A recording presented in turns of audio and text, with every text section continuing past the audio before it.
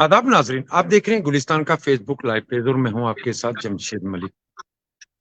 जम्मू कश्मीर के मौजूदा हालात और मौजूदा सियासी सूरत हाल के साथ साथ कई दीगर मामलों पर बात करने के लिए हमारे साथ हैं अपनी पार्टी के नायब सदर और साबका वजीर चौधरी जुल्फकार अली। इनसे बात करने से पहले थोड़ा सा पीछे चलना जरूरी इसलिए क्योंकि कुछ बातें पिछली भी दोहराएंगे हम, क्योंकि 5 अगस्त 2019 को जब जम्मू कश्मीर के खसूसी दर्जे का खात्मा हुआ और उसके बाद कई सियासी जमातों की तरफ से उसको लेकर सुप्रीम कोर्ट का रुख किया गया, जिसके दौरान कुछ सियासी जमातों की तरफ से ये बात भी कही गई कि सुप्रीम कोर्ट का रुख करना गलत था। और उसके बाद सुप्रीम कोर्ट का फैसला आया, उन सियासी जमातों की तरफ से ये कहा गया कि अब इस पर परमानेंट मोहर लगवा ली गई है सुप्रीम कोर्ट के बाद। मगर उसके बाद अब दोबारा एक चीज देखने को मिली है कि जम्मू कश्मीर को दोबारा रियासत का दर्जा बहाल करने की बातें कही जा रही हैं। मुख्तलिफ सियासी जमातों की तरफ से ये बातें की जा रही हैं कि जम्मू कश्मीर को रियासत का दर्जा बहाल किया जाए। मगर अगर ये अवामी मफाद के लिए है तो अवामी मफाद के लिए ये सभी सियासी जमातें एक प्लेटफॉर्म पर आकर रियासत के दर्जे की बात क्यों नहीं करती? इन सब पे बात करेंगे चौधरी जुल्फकार अली साहब से। तो सब एक चीज जानना चाहूंगा इसके मैं पहले यहीं से शुरुआत करते हैं हम कि जम्मू कश्मीर को रियासत का दर्जा दिया जाए। आपकी इस जमात की तरफ से लगातार ये बात कही जा रही है और कई जमातें भी ऐसी हैं जिनकी तरफ से जम्मू कश्मीर को रियासत का दर्जा बहाल करने की बातें कही जा रही हैं। अगर ये अवामी मफाद के लिए है तो सभी सियासी जमातें एक प्लेटफॉर्म से आवाज क्यों नहीं उठा रही सर? देखिए, एक प्लेटफॉर्म भी इकट्ठा होना हो सकता है। हर पॉलिटिकल पार्टी की अपनी अपनी आइडियोलॉजी और अपने अपनी अप्रोच है काम करने की। लेकिन आपको एक चीज अप्रिशिएट करनी होगी कि जम्मू कश्मीर की तमाम political parties rather than the even the national political parties except for one और टू, एवरी हर हर जमात जो है वो यही चाहती है कि जम्मू कश्मीर का जो एक रियासत का दर्जा जो है डाउन ग्रेडिंग की गई थी उसको रिस्टोर किया जाए। और वो हमारा बुनियादी हक है, वो किसी का एहसान नहीं होगा हम पे कि रियासत का दर्जा बहाल किया जाए। हमें तो देश के होम मिनिस्टर साहब ने उस वक्त पार्लियामेंट में 5 अगस्त 2019 को अपनी स्पीच में कहा था, पूरे कंट्री को उन्होंने एश्योरेंस दिया था कि जम्मू कश्मीर को जो पूर्ण राज्य का दर्जा है, पूरी स्टेट का स्टेटहुड है, वो जल्दी रिस्टोर की जाएगी। तो हमें उन्होंने ये कहा था कि हमें इस काम करने में शायद 70 साल लगे। चलिए, 370 एक अलग इशू है, हम उस पर अब सुप्रीम कोर्ट का फैसला आने के बाद कोई ज्यादा स्कोप बचता नहीं बात करने का। अब तो पॉलिटिकल विल की बात है कि पॉलिटिकल विल क्या होगी और कैसे होगा, कैसे आगे चला जाएगा और कैसे जम्मू कश्मीर के लोगों का तशख्खुस जो है वो बहाल करने की कोशिश की जाएगी। लेकिन जो बुनियादी चीज है वो रियासत का डाउन ग्रेडिंग है, क्योंकि ये जो बेसिक स्ट्रक्चर, जो फेडरलिज्म का एक बेसिक स्ट्रक्चर है हिंदुस्तान के आइन में, ये तो सरासर उसके साथ छेड़छाड़ की गई है और जो गैर कानूनी थी, जिसको कोई कानून इजाजत नहीं देती थी। बदकिस्मती की बात है कि सुप्रीम कोर्ट ने इस बुनियादी इशू पे बात भी नहीं की। तो हमें लगता है हम फिर भी जैसे हमने पिछले 4 साल से जब से ये जमात बनी है, हमने हमारा जो बेसिक कोर एजेंडा है वो यही है कि जम्मू कश्मीर का स्टेटहुड रेस्टोरेशन के लिए फाइट करना, and we are continuing to fight for that and will continue to fight in future. Even it's not for any political party, ये हर जम्मू कश्मीर के हर उस बशिंदे का दिल में एक चुभन है कि हमने रियासतों को, ये स्टेट्स को, यूनियन टेरिटरीज को स्टेट्स बनते देखा लेकिन स्टेट्स को यूनियन टेरिटरी बनते नहीं देखा।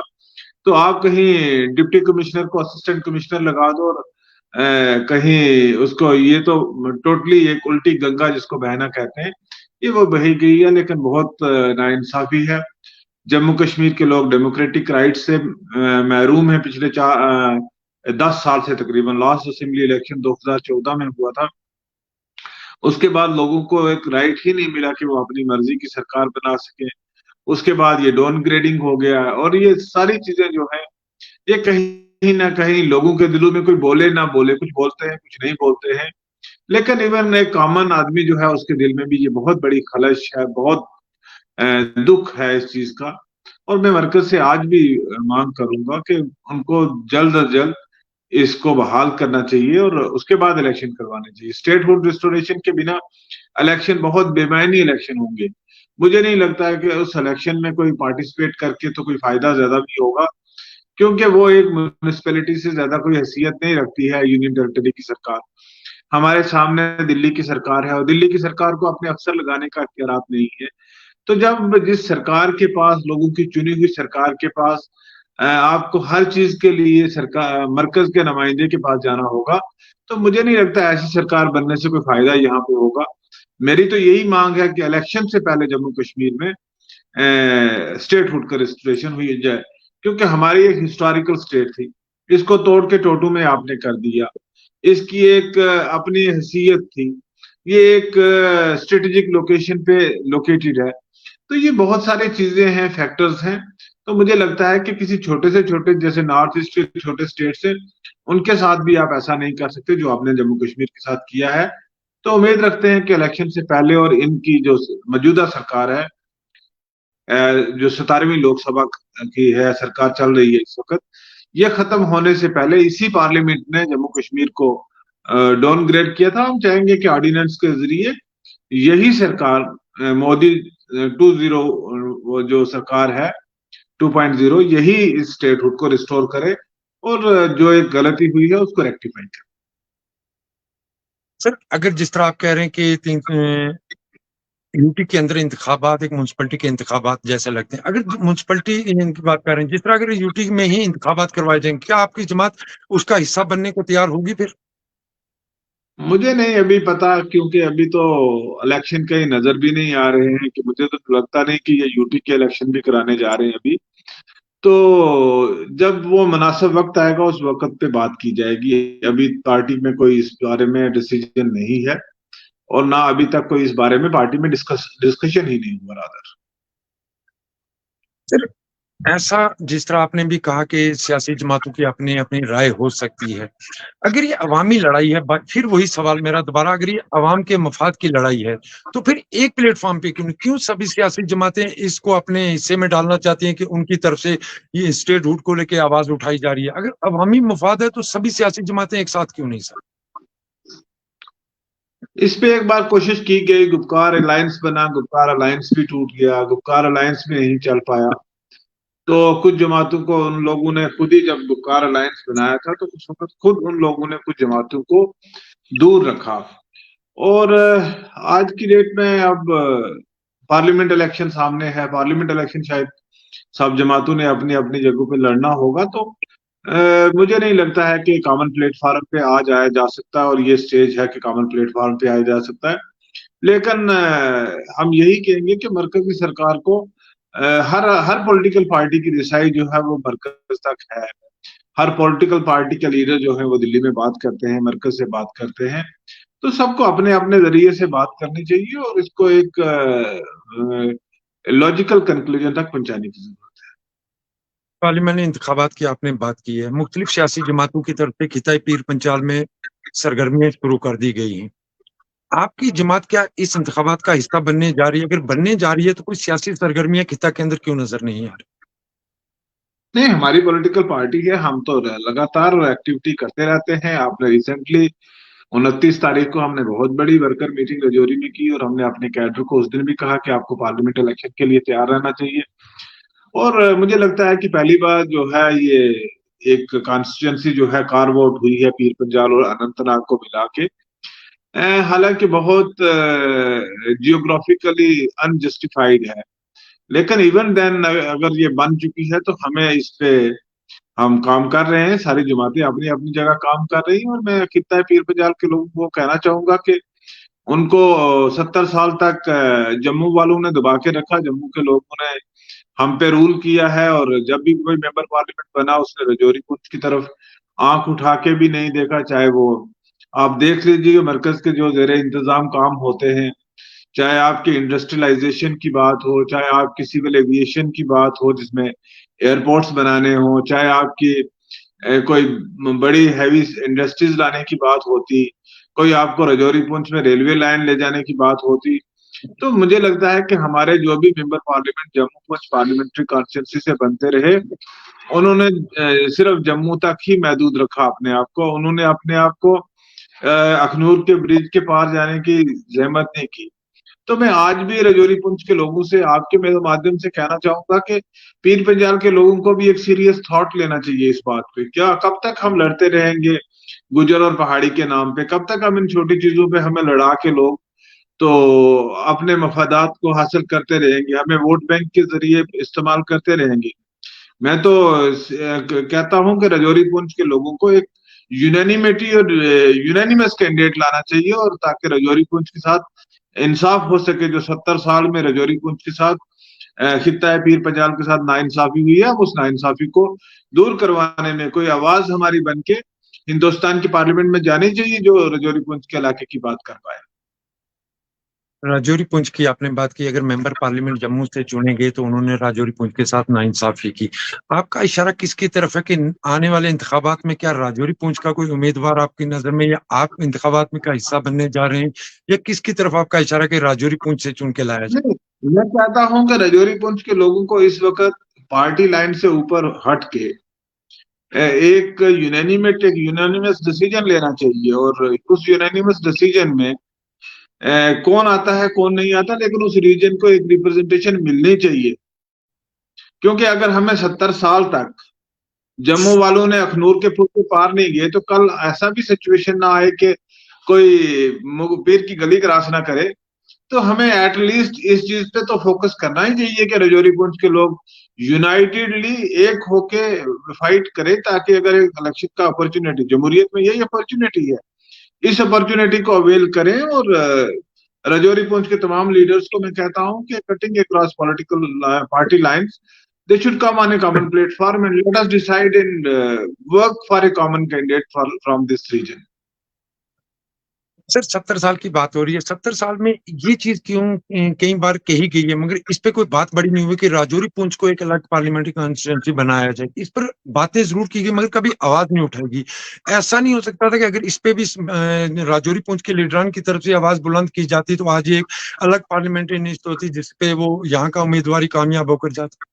जमशेद साहब, हमने हमेशा इस बात को उठाया है, और हम जब भी हमारे रीजन के साथ नाइंसाफी हुई, अगर आपको याद हो, जब 2011 में प्लानिंग कमीशन राजौरी आया था, तो हमने उस वक्त भी, मैंने ही रिप्रेजेंट किया था राजौरी को प्लानिंग कमीशन के सामने। उस वक्त भी हमने कहा, जब यहाँ डिलिमिटेशन कमीशन पिछली बार आया, हमने उस डिलिमिटेशन कमीशन को पिछली बार भी रिप्रेजेंटेशन दी, फिर भी कहा। और उसके बाद भी हमने, जो मरकज में सरकारें रही हैं, उन्होंने कभी भी ना सीरियस थॉट लिया नहीं। और फिर पिछले दौर में 2026 तक जो है वो एक 2000 में बैन लगा कि 2026 तक कोई नई पार्लियामेंट्री कॉन्स्टिट्यूंसी कार्व आउट नहीं होगी। तो अब ये इन्होंने एक डिलिमिटेशन प्रोसेस, जो ये जम्मू कश्मीर की डाउन ग्रेडिंग के बाद जम्मू कश्मीर की तमाम असेंबली और पार्लियामेंट के कॉन्स्टिट्यूंसीज के डिलिमिटेशन करना था, उस प्रोसेस में ये कॉन्स्टिट्यूंसी बनी। और इन्होंने 5 कॉन्स्टिट्यूंसी बनाई 18-18 कॉन्स्टिट्यूंसीज पे। तो मुझे लगता है कि कहीं ना कहीं आज तक नाइंसाफी होती रही, लेकिन हम अब माजी को टटोलने से तो हमें कुछ नहीं मिलेगा। माजी में क्या गलतियां हुई है, क्या नहीं हुई है, मुझे तो लगता है कि हम आज फिर गलती करेंगे। देखिए ना, जमहूरियत में यही हमारे पास अपॉर्चुनिटी होती है कि हम इलेक्शन में एक सही फैसला करें, उस इलाके के लोग सही फैसला करें। पहले हम इस पोजीशन में नहीं थे कि हम सब मिलकर राजौरी पुंछ के लोग हम अपना मेंबर पार्लियामेंट बना सकते। एक बार हमने एफर्ट किया, उसमें हमें कुछ जम्मू से सपोर्ट मिला, तालब साहब वहां से राजौरी से मेंबर पार्लियामेंट बने 1 साल के लिए विष्णु दत्त जी की वफात के बाद। तो उसके बाद आज तक हमें पिछले 22-23 साल में फिर हमें मौका नहीं मिला किसी को वहां से। और अगर हमने इन ब्लॉक में, पहले तो हम पार्टियों में बढ़ जाते हैं, फिर हम कैंडिडेट्स पे बढ़ जाते हैं, और फिर जब हम बढ़ गए और हम उस वक्त भी कोई सही फैसला नहीं कर पाए। वैसे भी हम जम्मू सांबा का वोट्स जो थे वो हमसे ज्यादा थे, तो हम मुकाबला नहीं कर पाते थे। लेकिन आज की पोजीशन जो है, आज को जो एक सिचुएशन है, आज की सिचुएशन में राजौरी पुंछ एक डिसाइडिंग फैक्टर है, और राजौरी पुंछ के लोग ही सही फैसला कर सकते हैं। और मुझे लगता है कि राजौरी पुंछ के लोग एक फैसला करके अपने रीजन से किसी को पार्लियामेंट में भेजेंगे। इसका मतलब ये मान के चलें कि आपकी जमात की तरफ से जो पार्लियामेंट जो अनंतनाग राजौरी पुंछ है, इसके लिए राजौरी और पुंछ का ही कोई उम्मीदवार होगा। हमारी तरफ से हम पूरा पार्टी के सामने प्लीड करेंगे, पार्लियामेंट पार्टी की जो पार्लियामेंट्री बोर्ड है उसके सामने भी हम ये बात रखेंगे कि हम हमारे रीजन को रिप्रेजेंटेशन दी जाए, क्योंकि हमारा रीजन जो है वो हमेशा निग्लेक्टेड रहा है।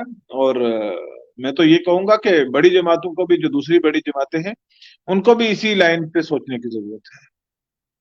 एक चलते चलते आखिरी सवाल, आज जम्मू कश्मीर को कहाँ देख रहे हैं?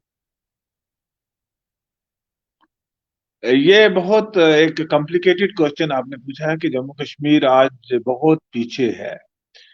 मैं तरक्की के लिहाज से बात नहीं करूंगा। डेवलपमेंट एक कंटिन्यू प्रोसेस है, डेवलपमेंट चलता रहता है, सड़कें भी बनती हैं, पुल भी बनते हैं, और ये काम चलते रहते हैं। और इस काम को लेके हम ये कहें कि जम्मू कश्मीर कहीं बहुत आगे चला गया, लेकिन जम्मू कश्मीर के लोगों की पॉलिटिकल डिसएम्पावरमेंट हुई है। ये आज एक ऑफिसर चलता है रास्ते पे तो जम्मू कश्मीर के आम नागरिकों को रोक दिया जाता है। जम्मू कश्मीर का सर्विस कैडर नहीं है। जम्मू कश्मीर के officer, Jammu Kashmir administration services के जो ऑफिसर हैं, they are not well placed. लोगों की सुनवाई नहीं है। बाहर से 2-2 साल सर्विस करके आए हुए अफसर यहाँ पे आके रूल कर रहे हैं। तो मुझे लगता है कि ये एक फेडरल सिस्टम में, एक डेमोक्रेटिक सिस्टम में, उस मुल्क में जहाँ जो एक अपने आप को जमहूरियत की माँ कहलाता है, और है भी है, हकीकत भी है, और जो सबसे बड़ा फेस्टिवल अगर कोई इस मुल्क में होता है तो वो जमहूरियत का फेस्टिवल होता है, वो इलेक्शंस होते हैं।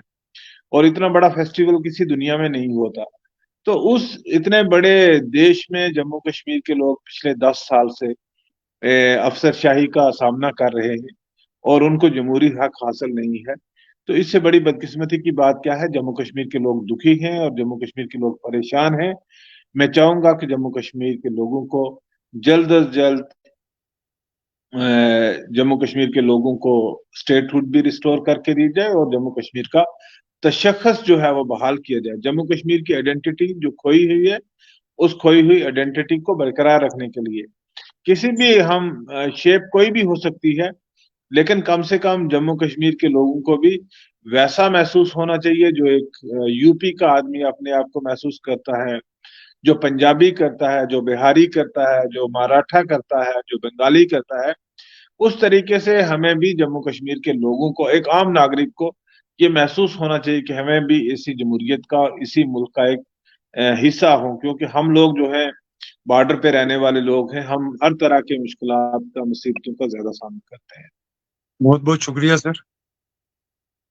ये थे बहुत हमारे बहुत साथ शुक्रिया। अपनी थैंक यू। पार्टी के नायब सदर और साबका वजीर चौधरी जुल्फकार अली साहब, जिनकी तरफ से आपने बहुत सारी बातों पे सुनी होगी। बिलखुसूस अगर खिताई पीर पंचाल की बात करें तो उनकी तरफ से खिता के लोगों को अपील की गई है कि इस बार मेंबर पार्लियामेंट वो खिता का सामने लाएं, क्योंकि उनकी तरफ से ये कहा जा रहा है कि जो भी मेंबर पार्लियामेंट जम्मू से चुना गया उसने अखनूर के उस तरफ देखा नहीं। मगर इस तरह की कई बातें इससे पहले भी हमने देखी। हालांकि जो बातें इनकी तरफ से कहेंगे इनमें कितनी सच्चाई है आप जवाब दें, आप लोगों के जवाब देखेंगे। जिस तरह आप लोगों की तरफ से लगातार मैसेज में देख रहा हूँ, nice sir, good sir, thank you sir, इस तरह के जवाब आप दें ताकि हम आने वाले इंतखाबात में, जिस तरह इनकी तरफ से कहा गया कि खिता से भी नुमाइंदगी मिल सके। हालांकि इनकी जमात का कोई लीडर अगर इसमें आता है, कि जिस तरह इन्होंने कहा कि वो इसके लिए जरूर आगे प्रोसेस करेंगे कि इस इंतखाबात में इनकी जमात से कोई मकामी लीडर रही जाए, राजौरी से हो या पुंछ से हो, उसको मैदान में उतारा जाएगा। मजीद ताज़ा अपडेट के लिए जुड़े रहें गुलिस्तान के फेसबुक लाइव पेज के साथ। मुझे दीजिए इजाजत। अल्लाह हाफिज।